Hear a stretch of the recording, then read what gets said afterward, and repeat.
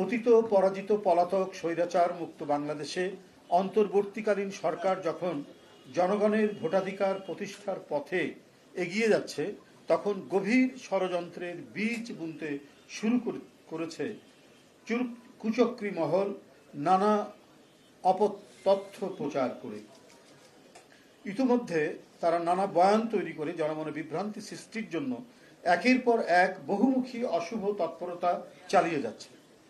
যারা মিথ্যাচার করে বিএনপিকে নানা তকমা লাগানোর অপচেষ্টা করছে, তারাই কিছু গণমাধ্যমকে ব্যবহার করে বিএনপির নামে অসত্য সংবাদ পরিবেশন করছে বা করানো হচ্ছে। জনগণ অবলোকন করছে যে গণহত্যাকারী নিষিদ্ধ সংগঠন ফ্যাসিস্ট আওয়ামী লীগকে পুনর্বাসন করার গোপন মিশনে নেমেছে একটি চক্র। বিনিময়ে তারা পতিতদের সহযোগিতা নিয়ে রাজনৈতিক উদ্দেশ্য হাসিল করার স্বপ্নে বিভোর।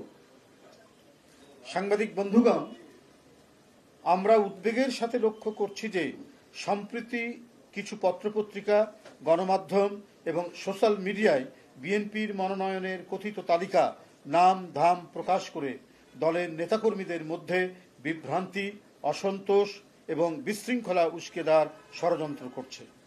অনুমিত হচ্ছে বিএনপিতে বিভেদ বিসম্বাদ সৃজনের অশুভ অভিপ্রায় নিয়ে কতিপয় মিডিয়া যথেচ্ছভাবে মিথ্যা অপপ্রচার প্রোপাগান্ডায় লিপ্ত হয়েছে।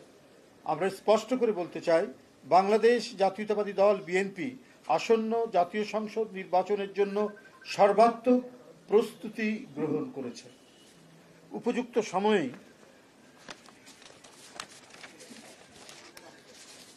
দলের নির্ধারিত যে প্রক্রিয়া, যে সিস্টেমে যাচাই বাছাই করে মনোনয়ন দেওয়া হয়, সেই যাচাই বাছাই করে যোগ্য ও সর্বোপরি জনগণের কাছে গ্রহণযোগ্য জনপ্রিয় ব্যক্তিকেই বেছে নিয়ে তাদের নাম প্রকাশ করা হবে।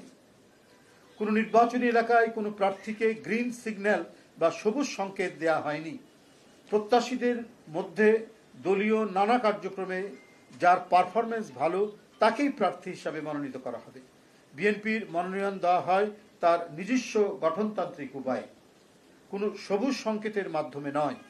জাতীয় সংসদ নির্বাচনের কিংবা যে কোনো নির্বাচনে দলের প্রার্থী মনোনয়নের দায়িত্ব পার্লামেন্টারি বোর্ড পালন করে এবং এ ব্যাপারে বোর্ডের সিদ্ধান্ত চূড়ান্ত বলে গণ্য হয়।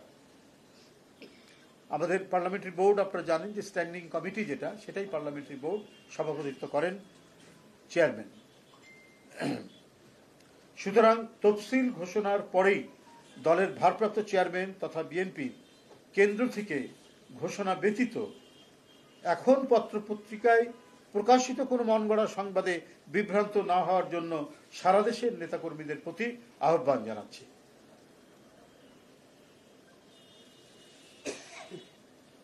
সবুজ সংকেত নয়, দলের ভারপ্রাপ্ত চেয়ারম্যান জনাব তারেক রহমান প্রতিটি এলাকায় ঐক্যবদ্ধভাবে কাজ করার সুনির্দিষ্ট ও যথাযথ নির্দেশনা দিচ্ছেন।